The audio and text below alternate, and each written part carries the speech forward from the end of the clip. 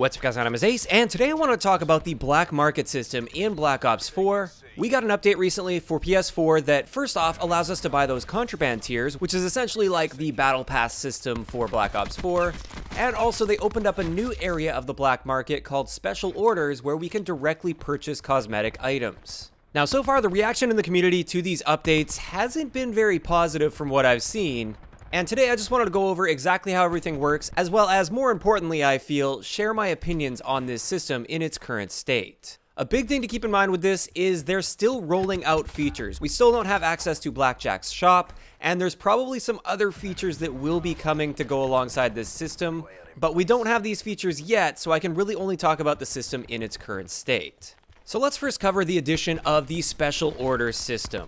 This is a system that allows you to directly purchase skins and other cosmetic items. As you can see here, for instance, we have the Bombero pack, which comes with the Bombero outfit for Firebreak, as well as several other items. You can actually look at the items here and preview them before you purchase, and this costs 800 CoD points, or roughly $8. In addition to that, we have the Covert pack for Seraph, and with this, once again, we get a new skin for Seraph, you can see that there, as well as a few other items, and this one costs 500 CoD points. Now, for the purpose of this video, I decided to buy the Bombero pack just to show you guys how this works.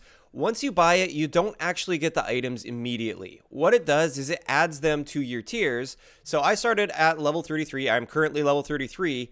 Once you buy it, level 34 will be the first item, and it will just keep going, so I have to complete 10 tiers in order to get all of the items for the Bombero pack. Now for this, I'm not too sure how I feel about the fact that when you buy it, you have to actually earn it after you pay for it. I think if you're paying real money for something, you should just get it immediately. You shouldn't have to work for it. But at the same time, keep in mind, this one is not time-based, so it's an infinite amount of time to get that. So you're guaranteed to get it as long as you play the game, but you don't get the items that you pay for immediately. Now, with the exception of that, as long as this system remains cosmetic only with the special orders, I've got no issue with that. I think it's far superior to supply drops because you see exactly what you're going to be getting with your money. You're not gambling for anything. You see the outfit that you're going to get, and you pay for it. It also has no negative impact on your gameplay experience if you don't spend the money on this, and I think that's totally fine. However, let's have a look at the contraband system. So the contraband system is basically like the battle pass of Call of Duty. So we have different operations or events, like we had Operation First Strike, which is 50 days long and is currently still active.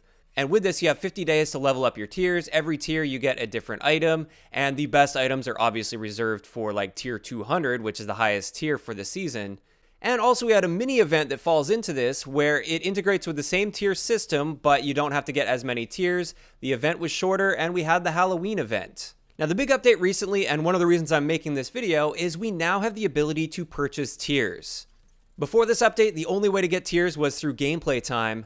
Now if you want to buy a tier, it'll cost you 100 CoD points, and you can buy as many as you want. So right up front, if you wanted to spend $200 to get all of the tiers, you could do that. And at this point, if you wanted to, you could purchase all the remaining tiers and finish off the season.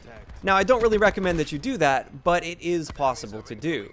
Now my opinion on this is a little bit on the complex side. In theory, I like the idea of this system, where just through playtime you can go through, you can unlock all these cosmetic only items, where they are somewhat limited, so it's a longer term event that really encourages you to hop on and play the game and unlock all these cosmetic items.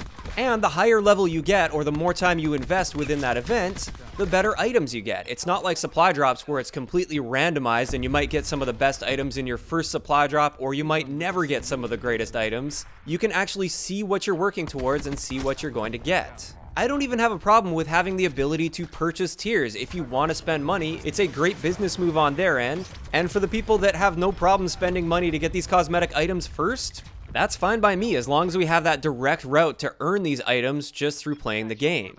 So on paper, I like the system. I actually like it quite a bit more than the Black Ops 3 supply drop system. However, in practice, at least in its current state, I feel like they are really missing the mark here.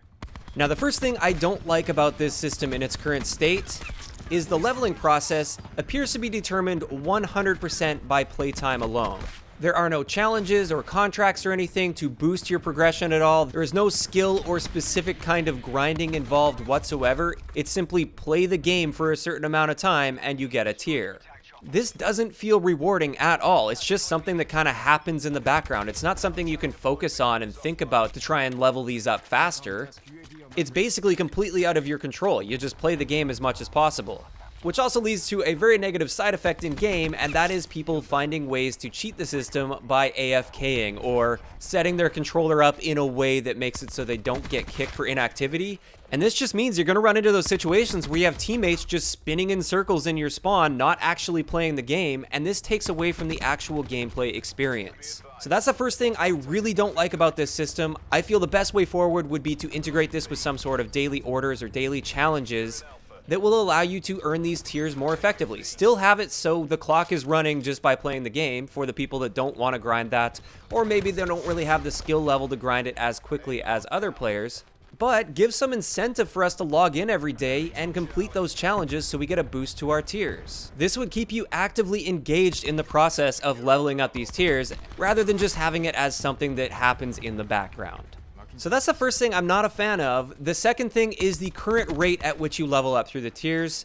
It's just too slow. And I'm not asking for a handout. I'm not saying that everybody that even plays a little bit should get to tier 200 before the event ends. But if you look at it and you do the math, each tier requires about 1 hour of gameplay. That's 200 hours total within this 50-day event, which means 4 hours a day of gameplay time every single day throughout this event. Even as a full-time Call of Duty YouTuber, this is literally my job to cover this game, I am not on track currently to hit that rank 200. Now just think of all the people that have school or a full-time job that doesn't relate to playing Call of Duty, and you'll see just how few people will actually be making it to rank 200 without spending any money.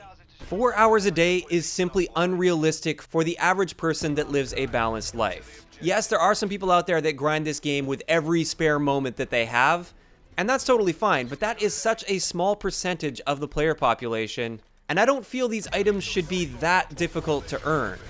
You should definitely have to have some dedication to the game, and you should be playing it most days if you want to be able to get to rank 200, I feel. But 4 hours a day is pushing it way too much. I'm thinking of the type of person that works a full-time job, maybe even has a family, but they still manage to get their like 2 hours or so of gameplay time in most days.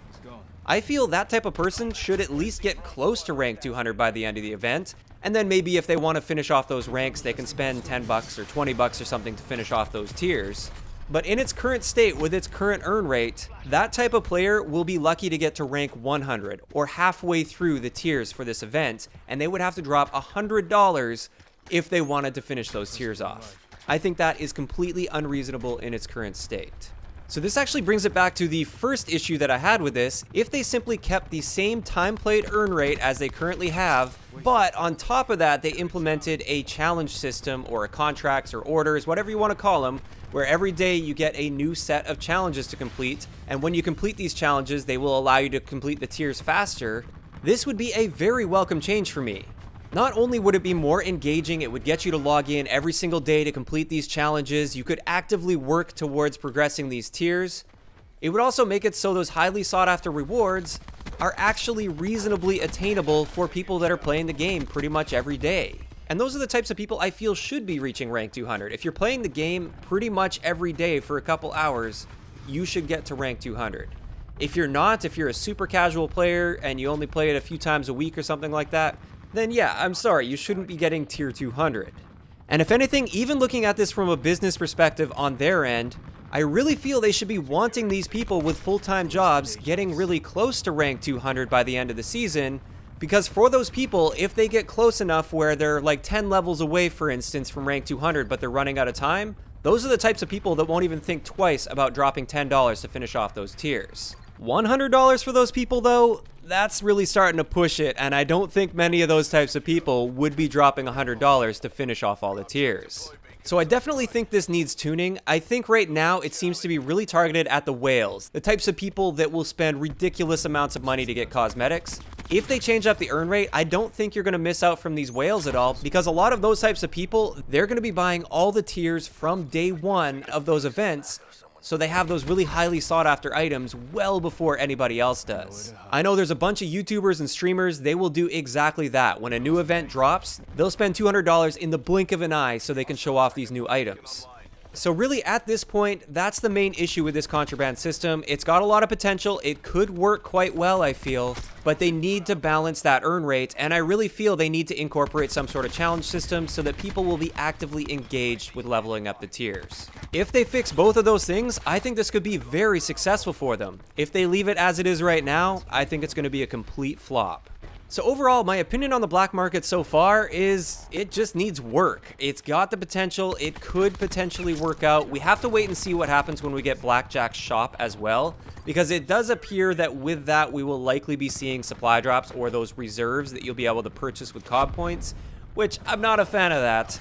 But at the end of the day, the big question for me, and the thing that I'm worried about the most, is how they're going to implement new weapons. I'm not talking signature variants where it's the same gun with the same stats, it's just got a different look to it.